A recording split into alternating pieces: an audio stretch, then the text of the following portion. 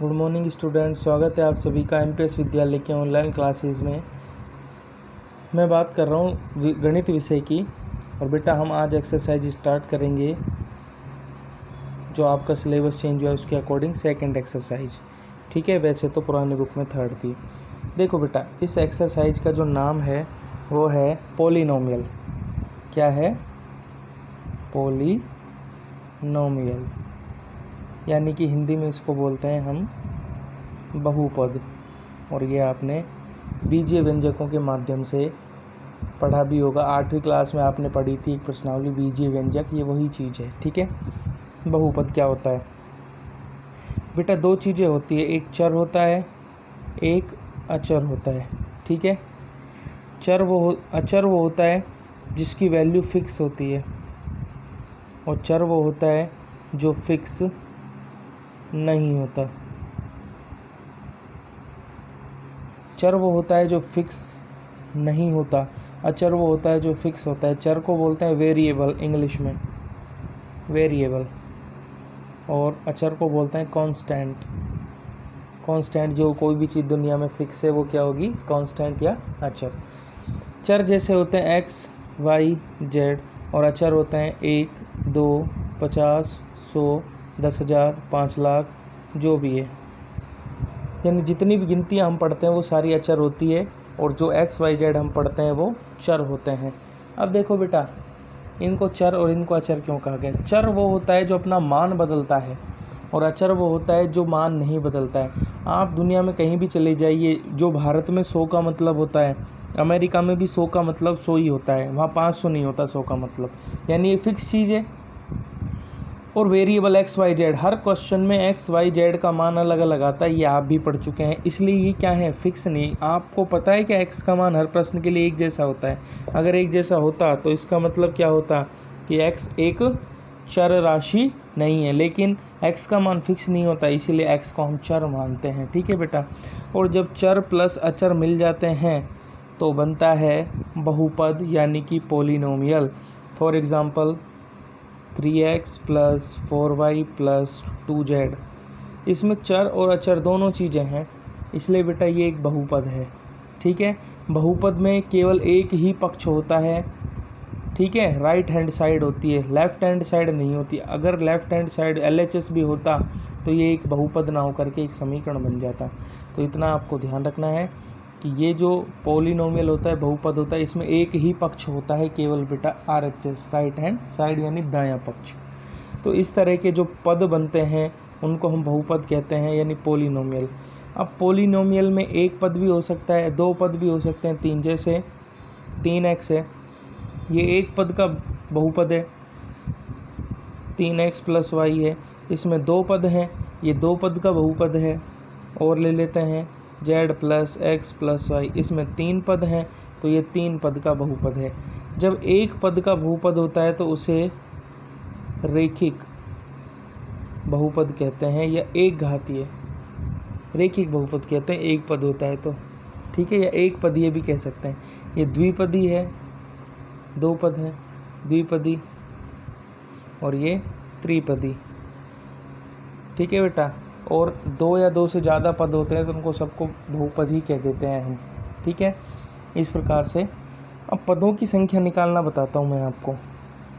जैसे अलग अलग एग्जाम्पल्स लेते हैं।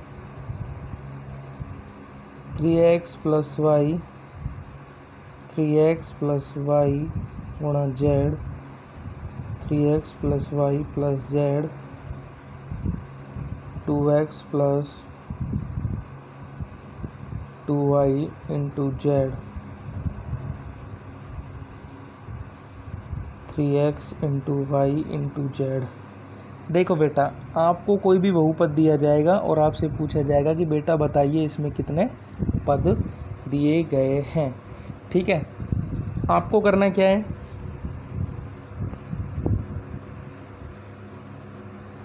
आपको ये करना है, प्लस माइनस के चिन्ह देखने हैं। यहाँ प्लस का चिन्ह है इसलिए दो पद हैं। कितने पद हैं? दो। यहाँ पर प्लस का चिन्ह एक ही है और ये गुणा का चिन्ह है। जब तक गुणा का चिन्ह होगा तब तक एक ही पद माना जाएगा। ये एक पद है पूरा और ये एक पद है। कितने हो गए? 2। यहाँ 2 प्लस के चिन्ह है तो ये अलग अलग हो गए। 1 2 3, यहाँ 3 पद हैं। यहाँ पर भी ये दोनों गुणा हो रहे हैं तो ये एक पद और ये एक पद, 2 पद हो गए।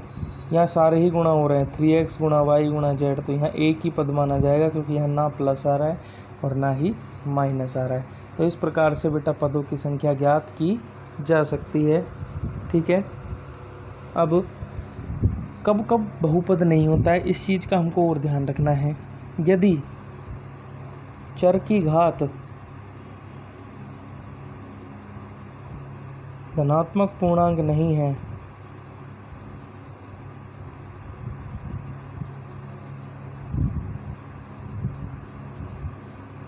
तो वह पद बहुपद नहीं होगा।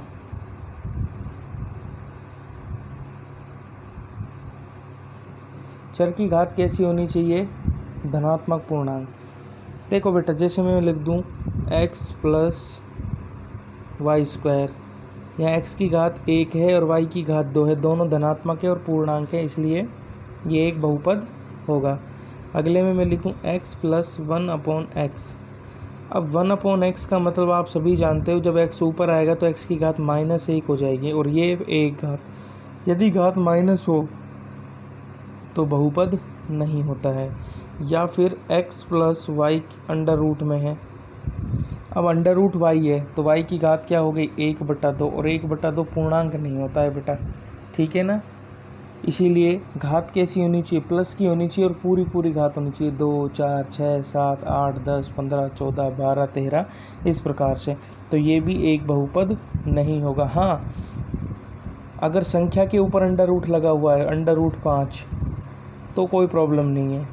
चर की बात कर रहा हूँ मैं, चर की घात धनात्मक पूर्णांक होनी चाहिए। अचर की घात कैसी भी हो कोई प्रॉब्लम हमको नहीं होगी।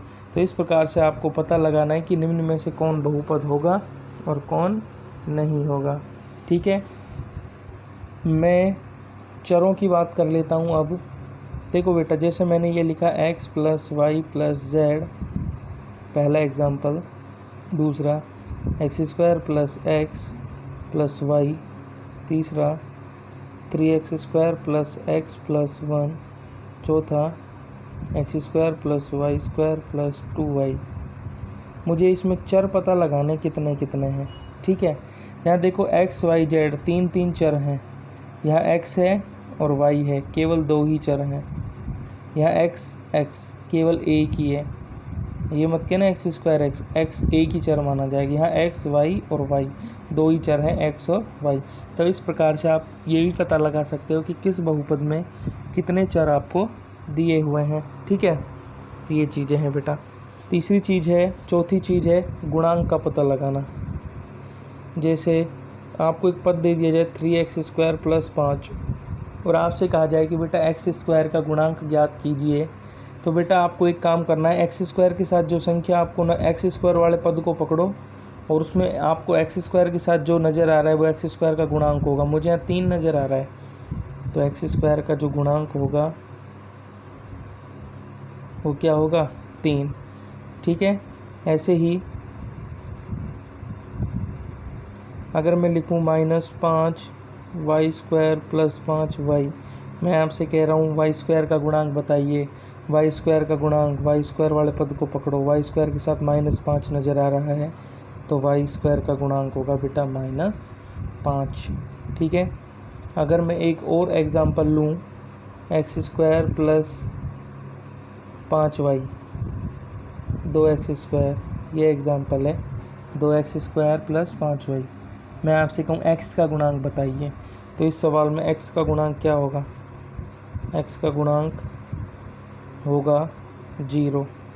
बेटा x का गुणांक पूछा है, सवाल में x² दिया हुआ है, ये x² वाला पद नहीं लेना है, हमको पद लेना है x का, और यहाँ x का पद है ही नहीं, और जिसका पद नहीं होता उसका गुणांक होता है 0। तो ये सारी छोटी छोटी बेसिक चीज़ें हैं जो आपको याद रखनी है इस प्रश्नावली को पढ़ते समय, कि बहुपद क्या होता है, चार अचर से मिलके बनता है, उसमें पदों की संख्या कैसे ज्ञात की जाती है, गुणांक कैसे ज्ञात किया जाता है, बहुपद है या नहीं है ये कैसे पता लगाया जाता है, चर कौन कौन से हैं, ये कैसे पता लगाया जाता है। तो ये 4 चीज़ें मैंने आपको इस वीडियो में बताई है, बाकी कल।